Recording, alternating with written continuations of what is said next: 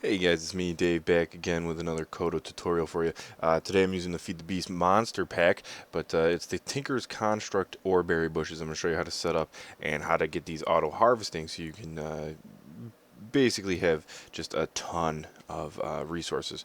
Now you can see I have a couple of these. The gold Oreberry bush, iron, and essence berry bushes are my favorite, but there are aluminum, copper, and tin that you find when you're dungeoning. And as you can see, or not dungeoning, but when you're caving, and you can see that I'm down here underground because with the Oreberry bushes, the essence ones you can plant in the sun, but the ore ones you need to put in the dark or in a cave kind of setting here. So basically, when you get an Oreberry bush, you'll see that you break it the first time, it's this little tiny guy, and eventually he'll start to grow up, and then he'll get the actual Oreberries on him that you'll be able to pick and make into pieces of useful. See that guy grew a little bit, but you'll be able to make them into useful iron ingots. So what you can see is what I'm doing here is I'm setting up a 3x3 little piece here, and the autonomous activator is what I'm going to put above these. So you can set them up however you want. I just did gold, iron, and aluminum just to show you that they don't need to all be the same. And this will work with the experienced ones as well. You can put them down in any combination that you want here, but as long as it's a 3x3 to start off with. But what I'm going to do is I'm going to make the autonomous activator, which if I go, it's a very cheap recipe. Just some tin, a chest, a piston, pneumatic servo, which is even cheap as well. And I'm going to get this guy set up, and I'm going to place him directly above the center right there. And I want this fluctuating orifice to be pointing down. So as you can see now, that's on the top, which means that I'll jump down here. You can't see. You can see now that that's pointing down. So what this guy does is you put an item inside of him, and he right clicks with that item. The item we're going to use is the watering can. If I can get the recipe up for this. You get the empty watering can, just a bowl. You can use cookstone. You don't need to use specifically a white dye. You can use it without a white dye. But then right click on water, and it'll fill with water, and it'll never empty out. So we're going to place that in here. And you can see it's going to right click.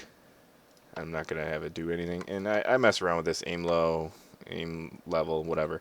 But now you can see that it's watering these, and it's making them grow a little bit quicker. Once in a while I'll set it to aim low, and it seems to make them grow a little bit faster. But basically now it's just going to keep these growing, and it's continually grow them.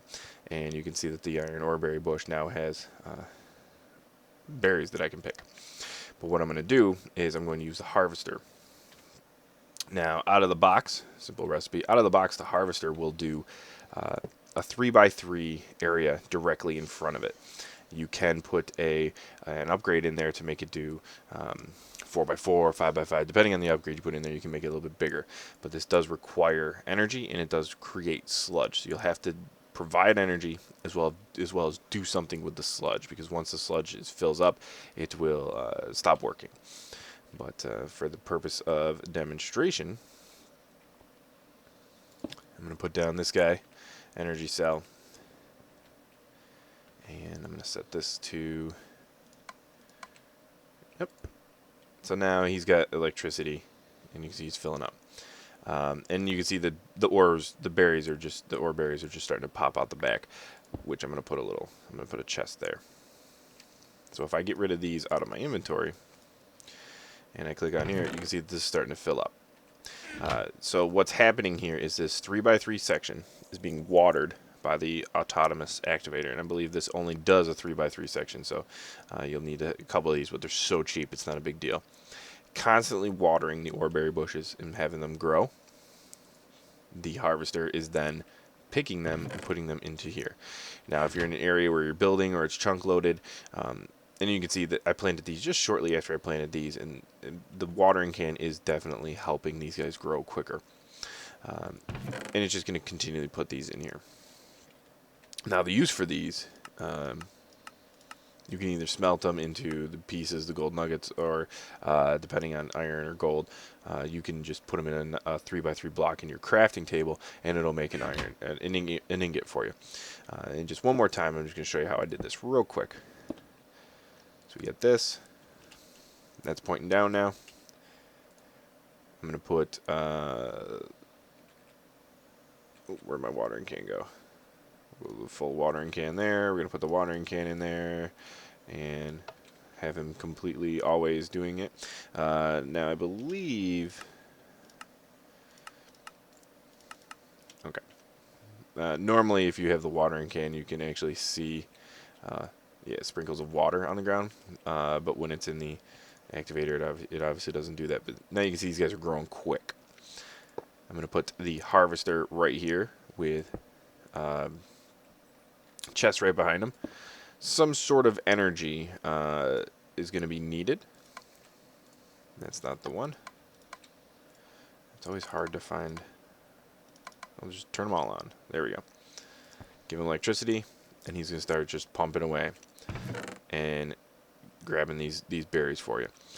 Very simple, easy 3x3. Like I said, you can expand it with upgrades to the harvester, but it's you let this run, and as you can see, I'm just getting tons and tons of Oreberries, and you're just going to be able to get iron, your gold, your aluminum, your tin, your copper, and you'll never have to go mining for it because this is just going to continually provide you with these berries. Very simple setup, very easy, and relatively easy to get going early on. After you're caving, you just grab a couple of these berry bushes and you set them up like this, and then you don't have to go caving ever again.